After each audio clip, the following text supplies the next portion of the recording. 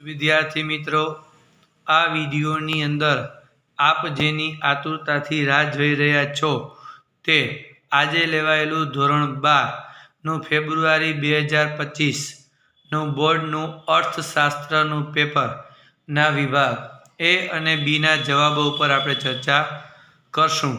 બીજું તમને કહી દઉં મિત્રો કે જો તમે હજુ અમારી ચેનલ સબસ્ક્રાઈબ ન કરી હોય તો સબસ્ક્રાઈબ કરો, વિડીયોને લાઈક કરો અને શેર કરો જેથી તમે અમારા આવનારા વિડીયો પણ મેળવી શકો. વિભાગ એની અંદર પહેલો પ્રશ્ન તો આકૃતિ કયા પ્રકારના વિતરણ માટે દોરવામાં આવે છે? જવાબ આવશે મિત્રો અસતત. બીજું, કોના નિષ્ણાંતો આર્થિક વિકાસના નિર્દેશક તરીકે માથાદીઠ આવકને સ્વીકારવાની હિમાયત કરે છે? જવાબ આવશે સંયુક્ત રાષ્ટ્ર સંઘ. ત્રીજું, આર્થિક વૃદ્ધિમાં કયા પરિવર્તનો ધ્યાનમાં લેવાય છે? જવાબ આવશે પરિમાણાત્મક પરિવર્તન. ચોથું, વાસ્તવિક આવક કરતાં નાણાકીય આવક વધારે ઝડપથી વધે તો એને ફુગાવો કહે છે. આ વ્યાખ્યા કોણ આપે છે? તો જવાબ આવશે પીગુ. પાંચમો, વેપારી બેંકના કયા ખાતાની થાપણો વધુ તરલ હોય છે? જવાબ આવશે ચાલુ ખાતાની થાપણો. છઠ્ઠું, ભારતના વિદેશી હુંડિયામણના જથ્થાની સાચવણી કોણ કરે છે? જવાબ આવશે RBI. સાતમું, Indian council of medical research ગ્રામ્ય ક્ષેત્રે વ્યક્તિની ખોરાકમાં ન્યૂનતમ દૈનિક કેલરી કેટલી નક્કી કરી છે? જવાબ આવશે 2400. આઠમું, પ્રધાનમંત્રી જનધન યોજના કયા વર્ષમાં શરૂ કરવામાં આવી? જવાબ આવશે 2014. નવમો, સાદા મોબાઈલ ફોનના સ્થાને સ્માર્ટ મોબાઈલ ફોન આવતા સર્જાતી બેરોજગારી કયા પ્રકારની બેરોજગારી કહેવાય? જવાબ આવશે ઘર્ષણજન્ય. દસમું, બેરોજગારીનું સ્વરૂપ કે પ્રકારો જાણવા માટેના 4 માપદંડો કોણ રજૂ કર્યા? જવાબ આવશે રાજકૃષ્ણ. 11, ભારતમાં વસ્તી ગણતરી દર કેટલા વર્ષે કરવામાં આવે છે? જવાબ આવશે 10 વર્ષે. 12મું, ઈસવીસન 2011માં ગુજરાતમાં દર 1000 પુરુષોએ સ્ત્રીઓનું પ્રમાણ કેટલું હતું? જવાબ આવશે 918. 13મો, સ્વતંત્રતા પ્રાપ્તિ પછી ભારતની રાષ્ટ્રીય આવકમાં કૃષિ ક્ષેત્રના ફાળામાં શું ફેરફાર થઈ રહ્યો છે? જવાબ આવશે ઘટે છે. 14મું, નીચેનામાંથી કયો રોકડિયો પાક છે? જવાબ આવશે શેરડી. 15મું, વેપાર તુલા એટલે શું? જવાબ આવશે દ્રશ્ય વેપારની તુલા. 16મું, લેણદેણની તુલામાં કેટલા ખાતા હોય છે? જવાબ આવશે 2.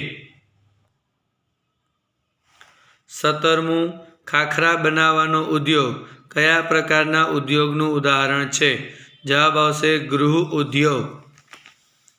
18, ગુજરાત રાજ્યમાં વિશિષ્ટ આર્થિક વિસ્તારની સ્થાપના કયા સ્થળે કરવામાં આવી છે? જવાબ આવશે કંડલા.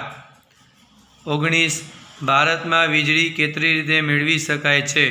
જવાબ આવશે 4. 20, ભારતના બંધારણે આપેલા આદેશ પ્રમાણે પ્રાથમિક શિક્ષણ મફતને ફરજિયાત આપવાની જવાબદારી કોની છે? જવાબ આવશે મિત્રો રાજ્ય સરકારની. ઓકે મિત્રો, આ ચર્ચા કરી વિભાગ એના જવાબો ઉપર. હવે આપણે ચર્ચા કરશું વિભાગ બીના જવાબ ઉપર. ફરી પાછું તમને કહી દઉં મિત્રો કે જો તમે હજુ અમારી ચેનલ સબસ્ક્રાઈબ ન કરી હોય તો સબસ્ક્રાઈબ કરો, વિડીયોને લાઈક કરો અને શેર કરો જેથી તમે અમારા રોજે રોજના પેપરના જવાબો મેળવી શકો. બીજું, તમારા કેટલા વિકલ્પ સાચા છે તમે અમને કોમેન્ટની અંદર જણાવજો.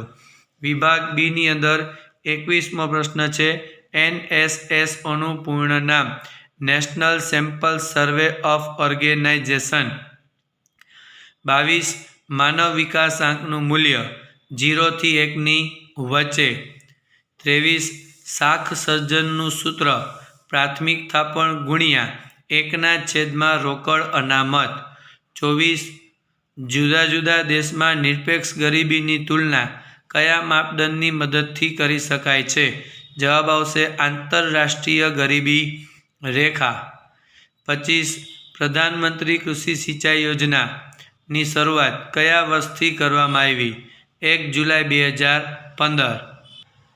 26 મૃત્યુ દરનો અર્થ કોઈ વર્ષ દરમિયાન દર 1000ની વસ્તીએ મૃત્યુ પામતા લોકોની સંખ્યા, એને કહેવાય મૃત્યુ દર।